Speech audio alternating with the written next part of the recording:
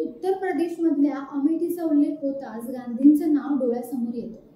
अमेठी आणि गांधी घराण्याशी संबंधित जुनी पानं उलटली तर अनेक रंजक माहितीही समोर येतात.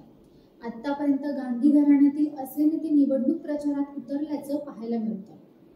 त्यात प्रामुख्याने संजय गांधी, मेनका गांधी, राजमोहन गांधी, राहुल गांधी आणि गोपाल स्वरूप गांधी अशी नावं आहेत, ज्यांनी अमेठीच्या राजकीय लढाईत प्रवेश केला, परंतु त्यांना पराभवाला सामोरं जावं लागलं. राजीव आणि सोनिया गांधी ही एकमेव जोडी होती ज्यांच्या खात्यात फक्त विजयाची नोंद झाली आहे. 1967 ते 2019 पर्यंत अमेठीमध्ये 16 लोकसभा निवडणूक झाल्या असून इथून लढलेले काही जवाहरलाल नेहरूंच्या जवळचे होते तर काही गांधी घराण्यातील इतर सदस्यांच्या संपर्कात होते. 1976 मध्ये पंतप्रधान इंदिरा गांधी यांचे धाकटे पुत्र संजय गांधी येथे आले. यानंतर गांधी घराण्याचा अमेठीशी थेट संबंध सुरू झाला. मात्र यावेळी अमेठीतून गांधी घराण्यातील कोण निवडणूक लढवणार हे अद्याप निश्चित झालेलं नाही. संजय गांधी यांचा विमान अपघातात मृत्यू झाल्यानंतर आपला वारसा वाचवण्यासाठी अमेठीतून आलेल्या राजीव गांधींनी 1981 मध्ये पोटनिवडणूक जिंकली. यानंतर मात्र त्यांनी मागे वळून पाहिलंच नाही. ते एकापाठोपाठ निवडणुका जिंकत गेले. 1984 असो वा 1989 यातील सर्वात महत्त्वाची होती ती 1989ची निवडणूक. बोफोर्स प्रकरण ताजं असतानाच इतकंच नाही तर 1991 मध्ये रामलाटेनंतरही राजीव गांधी विजयी झाले. मात्र बॉम्बस्फोटात त्यांचा मृत्यू झाला. त्यानंतर 1989च्या निवडणुकीत आणखी एका गांधींनी अमेठीच्या राजकारणात प्रवेश केला. ते म्हणजे राजमोहन गांधी. महात्मा गांधी यांचे नाते.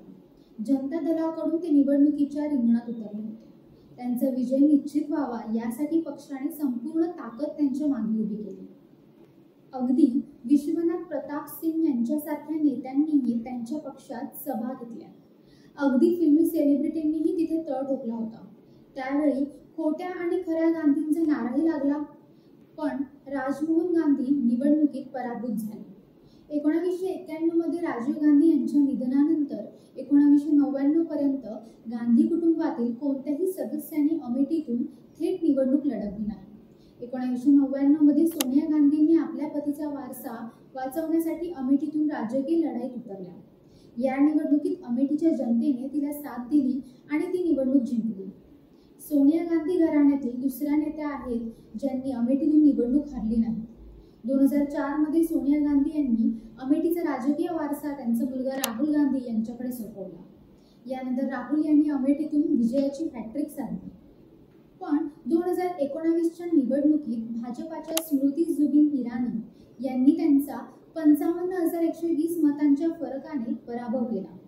अमेठीतून केवळ राहुल गांधीच निवडणूक लढवणार असल्याचा दावा काँग्रेसकडून केला जात असला तरी प्रियंकाचे पती रॉबर्ट वाड्रा यांच्या राजकारणात येण्याच्या इच्छेने अडचण निर्माण झाली आहे.